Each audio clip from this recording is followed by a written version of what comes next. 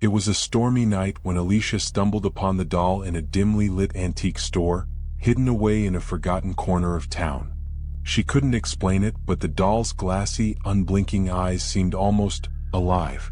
Brushing off a chill, Alicia thought, "It's just a doll," convincing herself to ignore the unease prickling up her spine. Little did she know, her life would never be the same after that night.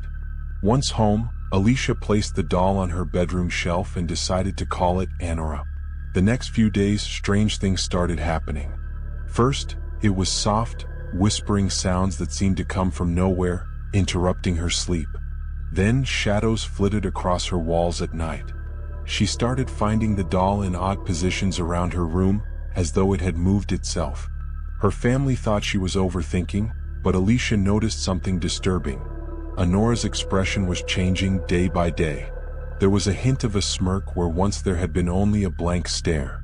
One cold night, the sounds grew louder, small footsteps echoing across her floor, growing closer. Heart racing, Alicia grabbed Anora, determined to put an end to whatever nightmare had taken root in her home. She took the doll down to the basement, hoping that would silence the disturbance. But as she turned to climb back up, a soft, cold whisper floated through the air. "Don't leave me here, Alicia." Alicia froze, feeling a chill wash over her entire body. She ran upstairs, slamming and locking the basement door behind her. That night, her attempts to sleep were futile. Every creak and groan of the house seemed amplified, her nerves frayed from the eerie encounters. Just as she started to drift off, her bedroom door creaked open on its own. Alicia's blood turned to ice. There, silhouetted in the doorway, stood Anora, her head cocked at a sinister angle, eyes fixed on Alicia with a twisted, knowing grin. Shaking with fear, Alicia reached for the hammer she'd taken from her father's toolbox, determined to destroy the doll once and for all. But as she raised the hammer, Anora's eyes blinked. "You think you can get rid of me?" the doll whispered in a chilling voice that echoed throughout the room. Alicia's grip faltered, her arm going numb as her mind seemed to slip from her control.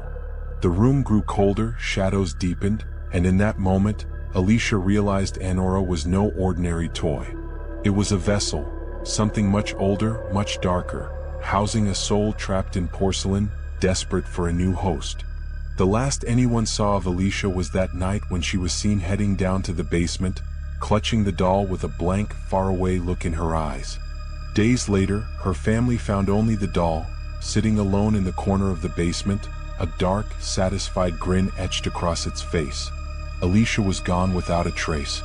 Now, Anora waits in the antique shop once again, smiling her chilling smile, patiently waiting for the next soul to stumble into her trap.